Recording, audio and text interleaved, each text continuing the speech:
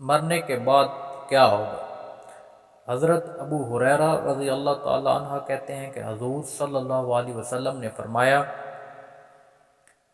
جب میت دفن کی جاتی ہے تو اس کے پاس دو سیاہ گہری آنکھوں والے فرشتے آتے ہیں۔ ان میں سے ایک کا نام منکر اور دوسرے کا نام نکیر ہے۔ دونوں اس سے پوچھتے ہیں کہ تم اس آدمی محمد صلی اللہ علیہ وسلم کے بارے میں کیا کہتے ہو؟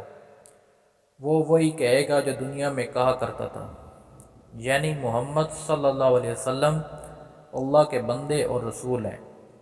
میں گواہی دیتا ہوں کہ اللہ کے سوا کوئی الہ نہیں اور محمد صلی اللہ علیہ وسلم اس کے بندے اور رسول ہیں۔ دونوں فرشتے جواب میں کہتے ہیں، ہم سمجھتے تھے کہ تم یہی جواب دو گے۔ پھر اس کی قبر 70 در 70 ہاتھ فراخ کر دی جاتی ہے اور اسے روشن کر دیا جاتا ہے۔ پھر اس بندے سے کہا جاتا ہے، سو جاؤ۔ وہ کہتا ہے کہ میں اپنے اہل و عیال میں واپس جا کر انہیں اپنی مغفرت کی خبر دینا چاہتا ہوں۔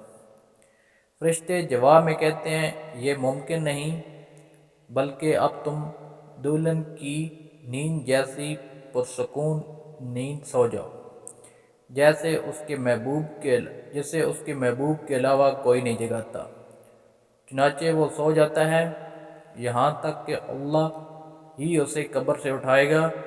مرنے والے منافق ہو تو فرشتوں کے سوال کے جواب میں کہتا ہے، محمد صلی اللہ علیہ وسلم کے بارے میں بھی وہی کچھ کہتا ہوں جو کچھ لوگوں کو سنتا تھا، اس کے علاوہ میں کچھ نہیں جانتا۔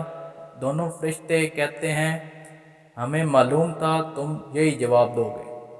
پھر زمین کو حکم دیا جاتا ہے کہ تنگ ہو جا، چنانچہ وہ تنگ ہو جاتی ہے اور اس کی پسلیاں ایک دوسرے میں گھس جاتی ہیں۔ منافق اپنی قبر میں قیامت تک اسی عذاب میں مبتلا رہتا ہے۔